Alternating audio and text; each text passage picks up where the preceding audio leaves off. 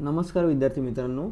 सियाकनी नुकतीच इंटरव्ह्यूसाठी पात्र झालेले आणि अपात्र झालेल्या विद्यार्थ्यांची जी यादी आहे, लिस्ट आहे, ती पब्लिश केलेली आहे. तर ती पब्लिश केल्यानंतर आपलं असं लक्षात आलं आहे की 1:3 हा क्रायटेरिया जो आहे, सियाकने जो इंटरव्ह्यूसाठी इथे दिलेला आहे, मुलाखत घेण्याचे प्रस्तावित झाल्यास त्याचे प्रमाण 1:3 या प्रमाणात असेल, बरोबर. म्हणजे याचा अर्थ असा होतो की ज्या वॅकन्सीज आहेत त्याच्या 3 पट हे विद्यार्थी घेतले जातील इंटरव्ह्यूसाठी, बरोबर. मग आता जर इथे 510 विद्यार्थी आहेत, मग आणि आपण तर इथे बघितलं होतं की जवळपास 1600 ते 1700 विद्यार्थी इंटरव्ह्यूसाठी जे आहे पात्र केले जातील, पण तसं न करता फक्त 1490 विद्यार्थीच हे पात्र झालेले आहेत. तर आपण तेच पाहणार आहोत की असं काय झालं की आणि का झालं. तर हे 510 नुसार आपण इथे बघूया की 510 नुसार जर 510 वॅकन्सी असतील, हां, तर मग सियाकने 1530 विद्यार्थ्यांना हे इंटरव्ह्यूसाठी क्वालिफाय करायला हवं होतं, बरोबर. पण तसं न होता आपल्या निदर्शनास असं आलं आहे की 1490च विद्यार्थी आहेत ते इंटरव्ह्यूसाठी प्राप्त झालेले आहेत आज पब्लिश झालेल्या लिस्टमध्ये. आपण जसं हे नोटिफिकेशन आलेलं आहे सियाकचं, जे फ्री रेसिडेन्शियल कोचिंग आहे, तर त्याचं आपण ऑफिशियल वेबसाईट म्हणजे फॉलो करत आहे आणि जे पण नोटिफिकेशन आहे ते विद्यार्थ्यांसाठी आपण सांगत आहे की कशा पद्धतीने त्यांनी जे आहे इन्फॉर्मेशन प्रोव्हाइड केलेली आहे. तर मग आपण असं लक्षात येतं आपल्या की आत्तापर्यंत जेवढे पण नोटिफिकेशन आले त्याच्यामध्ये आत्ताचं लेटेस्ट नोटिफिकेशनमध्ये रिझल्ट पब्लिश केला इंटरव्ह्यूसाठी, बरोबर. मग हा जो डिफरन्स आहे ह्याच्यामध्ये की जी ऑफिशियल वेबसाईट आहे त्याच्यावरूनच आपण हे डाउनलोड केलेलं आहे आणि त्याच्यामधलीच ही माहिती आहे सर्व आपण जी सांगत आहे ती. तर ह्याच्यामध्ये 40 विद्यार्थी कमी जे आहेत पात्र केलेले आहेत, 40 विद्यार्थी जे कमी पात्र केलेले आहेत इंटरव्ह्यूसाठी, बरोबर. आणि ह्याच्या अगोदर जेव्हा 25 ऑगस्ट रोजी रिझल्ट पब्लिश केला त्याच्यामध्ये जवळपास 2062 विद्यार्थी परीक्षेला जे बसलेल्यांपैकी हे क्वालिफाईड झाले होते, पात्र झाले होते, म्हणजे ह्यांनी परीक्षा ही पास केली होती.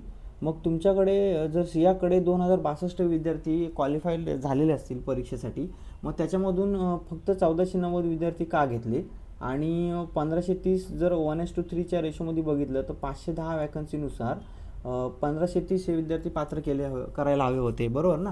तर मग आपण जे आहे त्याचं जे ऑफिशियल नोटिफिकेशनमध्ये वॅकन्सी बघितल्या तर इथे दिलेलं आहे त्यांनी 8 इन्स्टिट्यूटमध्ये प्रत्येकी कुठल्या इन्स्टिट्यूटला किती वॅकन्सी ज्या आहेत ते इथे दिलेले आहे की जी प्रवेश क्षमता आहे प्रत्येक ह्याची इन्स्टिट्यूटची त्याच्यानुसार 510 आहे ना.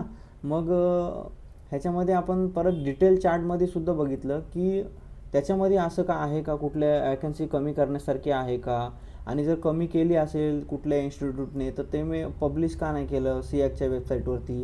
अगोदर जर ऑफिशियल नोटिफिकेशनमध्ये ही 510 आकडा असेल आणि ह्याच्यामध्ये आपण सर्व डिस्कस केलेलं आहे अगोदरच्या लेक्चरमध्ये. तुम्ही जर तो व्हिडिओ पाहिला नसेल, लेक्चर पाहिला नसेल तर बघू शकता की कशा पद्धतीने SC ST OBC आणि EWS ओपन कॅटेगरीसाठी हे कॅटेगरायझेशन केलेलं आहे 100 सीट्सचं.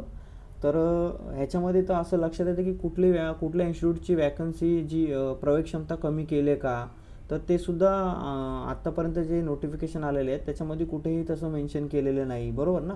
आणि त्यांनी इथे असं सुद्धा मेन्शन केलेलं आहे की मुलाखतीबाबत शासन आदेशान्वये प्राप्त होणाऱ्या सूचनांप्रमाणे बदल करण्याचा अंतिम अधिकार संस्थेचा राहील. तर हा क्लॉज त्यांनी ह्याच्यामध्ये टाकलेला आहे.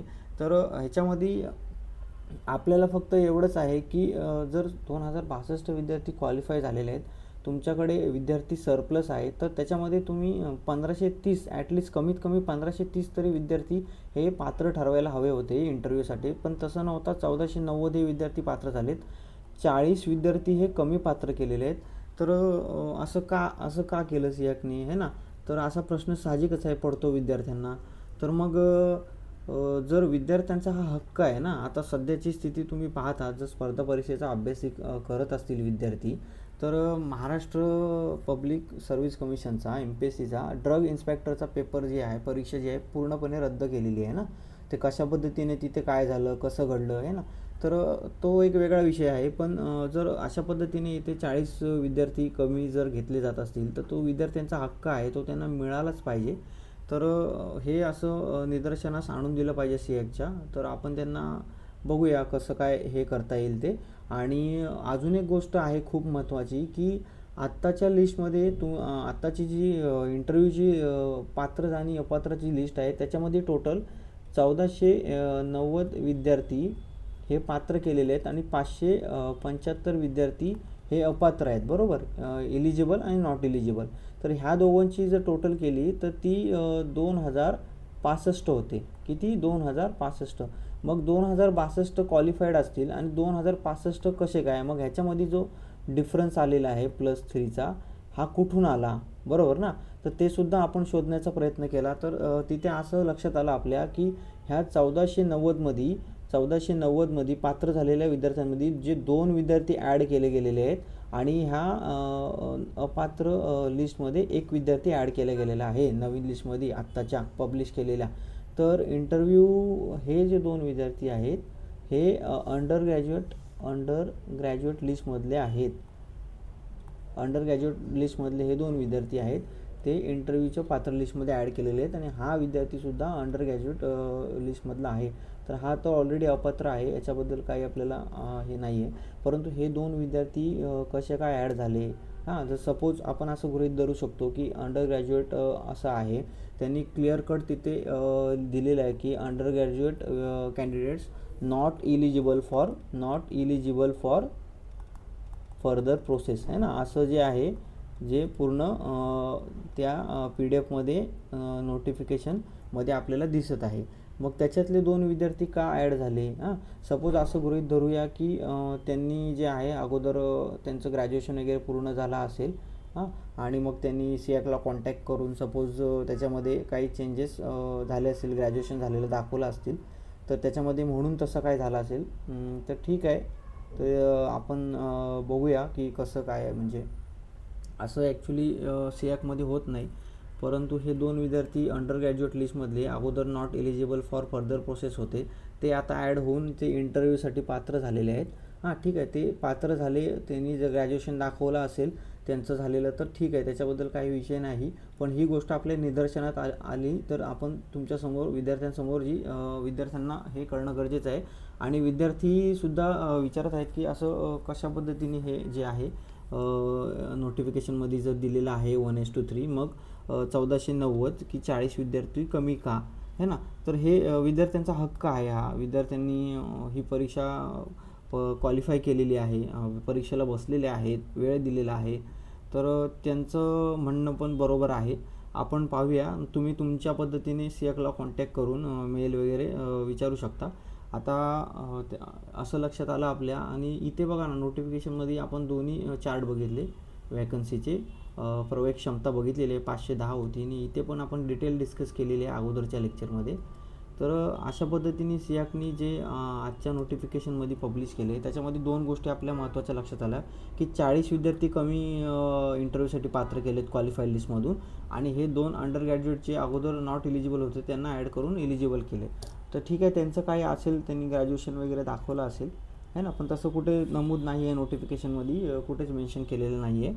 आणि इथे असं पण त्यांनी क्लॉज टाकलेला आहे की क्लॉज म्हणजे नोटिफिकेशनमध्ये दिलेला आहे की मुलाखतीचा म्हणजे सूचनांप्रमाणे बदल करण्याचा अंतिम अधिकार संस्थेचा राहील ना. म्हणजे अधिकार त्यांचा आहेच, हे सर्व झालं तरी, म्हणजे विचारलं तरी ते असं सांगू शकतात, बरोबर ना. तर असं व्हायला नाही पाहिजे. विद्यार्थ्यांनी जर सिएक विद्यार्थ्यांना क्वालिफाय करत असेल तर 40 विद्यार्थ्यांना संधी मिळत असेल परत एकदा तर चांगलीच गोष्ट आहे. त्यांनी हे 1530 विद्यार्थी क्वालिफाय करायला हवे टोटल.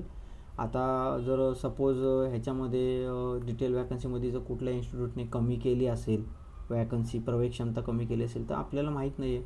आपण तर त्यांच्या ऑफिशियल वेबसाईटवर जे चार्ट दिलेले आहेत, जे नोटिफिकेशनमध्ये मेन्शन आहे तेच आपण हे करणार, गृहीत धरणार ना.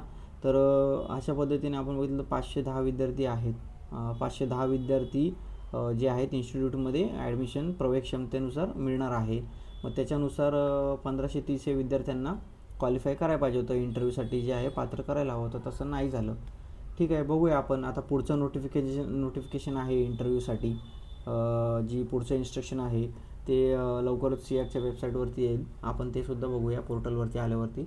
त्याच्यामध्ये इंटरव्ह्यूसाठी काय प्रोसेस असते ते सुद्धा बघणार आहोत, जी गेल्या 4-5 वर्षापासून फॉलो होते, की एक व्हॉट्सअप ग्रुप जो आहे तयार होतो. त्याच्यावरती तुम्हाला मेलद्वारे एक लिंक येते, त्या तुम्हाला ॲड करतात. मग तुमचं शेड्यूल तुम्हाला चेक करायचं आहे आणि त्याच्यानुसार तुमचा इंटरव्ह्यू साधारण 10 ते 15 मिनटं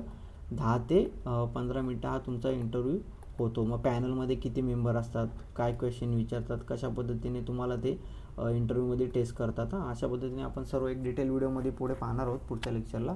पण सध्या पुरतं की हे आपल्या असं निदर्शनास आलं, विद्यार्थ्यांनी निदर्शनास आणून दिलं की असं असं आहे, ते तर सर्वांच्या समोर आणणं गरजेचं आहे. म्हणून हा व्हिडिओ करण्यात आला. बाकी आता पुढची जी प्रोसेस आहे ती आपण बघूया कशी आहे. पुढचं नोटिफिकेशन आल्यावरती आपण नक्कीच बघूया की कसं काय करता येईल. धन्यवाद.